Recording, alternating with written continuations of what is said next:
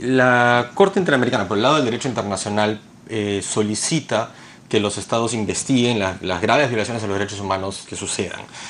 Pativilca es una grave violación de derechos humanos. Independientemente del debate de si es un crimen de lesa humanidad o no, es una grave violación de los derechos humanos. Y por lo tanto el Estado tiene el deber, bajo el derecho internacional, independientemente de lo que diga el derecho doméstico, de investigar esa grave violación de derechos humanos. Lo que pasa es que hay dos niveles de investigar. Por un lado está el nivel interno y por otro lado está el nivel internacional.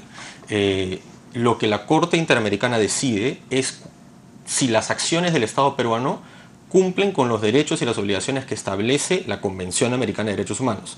Entonces, lo que sucede en el caso de Pativilca va a determinar cuál va a ser la acción del Estado peruano. Entonces, el Estado puede decidir que Fujimori va a continuar en el caso o que no va a continuar en el caso. Si continúa en el caso, no hay problema.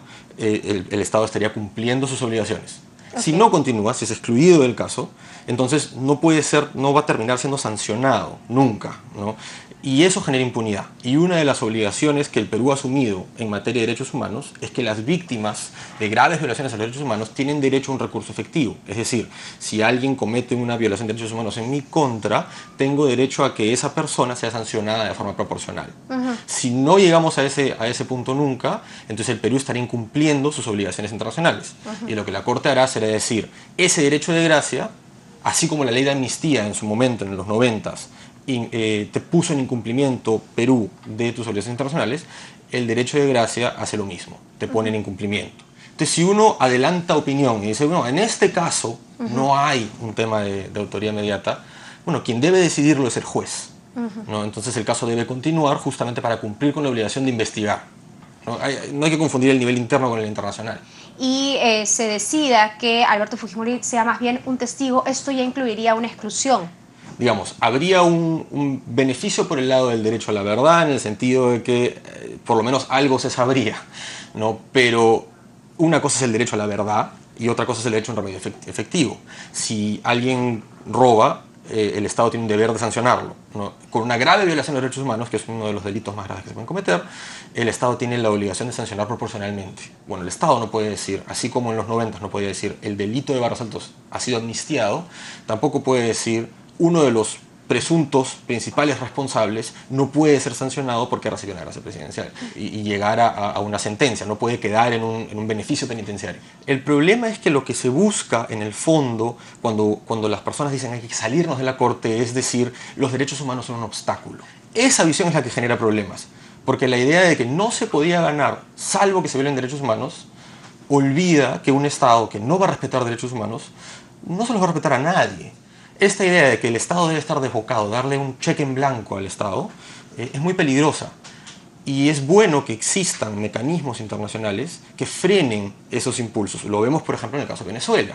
¿Qué pasaría si se le excluye a Alberto Fujimori del caso Pativilca? Una cosa es la gracia y otra cosa es el indulto, ¿no?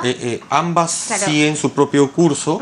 En el caso de Pativilca la obligación es investigar, en el caso del indulto es la proporcionalidad de la sanción. Lo que la Corte suele hacer en estos casos es pedirle al Estado que regrese a una situación de cumplimiento con la Convención Americana de Derechos Humanos. Eso implica, en el caso del indulto, por ejemplo, eso significa que el Estado debe rehacer la argumentación para certificar que existe una causa válida para ese indulto. O sea, la Corte tiene que ser convencida de que ese indulto no ha sido dado en contravención del derecho internacional. O un indulto humanitario, que puede ser legal, o un indulto ya en el ámbito de la justicia transicional, en el sentido de va a recibir un indulto un reo, pero a cambio se recibe algo, se recibe colaboración con la justicia, se recibe verdad, se recibe mayor información.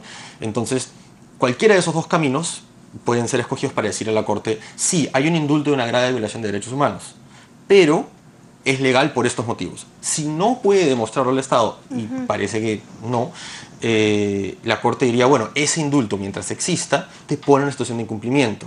Entonces, bajo tu derecho interno, Estado peruano, debes remover los obstáculos para garantizar el derecho al remedio eficaz de las víctimas del caso Barros Altos. En el caso de Pativilca, la obligación es investigar. Entonces lo que va a decir la Corte es exactamente lo mismo que dijo en el caso Barros Altos. Así como la ley de amnistía no podía ser un obstáculo para que el Estado peruano investigue la masacre de Barros Altos, el derecho de gracia no puede ser un obstáculo, esa es la terminología que utiliza la Corte, para investigar el caso Pativilca.